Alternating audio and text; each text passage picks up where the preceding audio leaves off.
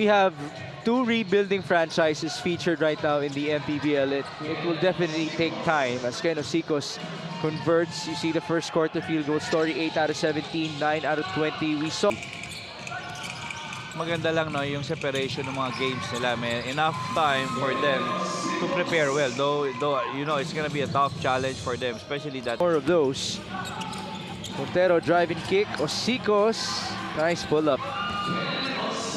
He's moving a lot better this year, Coach Louie. Oo naman. And again, positioning himself to the spot na where he is really most dangerous. Ayun yung spot na yan na nakita na natin na yan yung capability ni Osicos dyan to finish on those area. Turnover. Pinakamagaling na Big man. big man ng kalaban eh. Driving kick. Osicos. Good Oh, line. that's a three-pointer.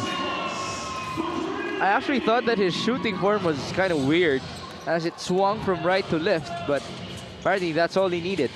Oh, you know, a lot of players parang deceiving eh. Pero yung ang tinitingnan mo palagi is yung form nila after the release. Okay. Ubalde responded. And now it's another dime for him. A basket for Ken Osicos. Oo. So involved siya doon sa 4 straight points nitong Bulacan.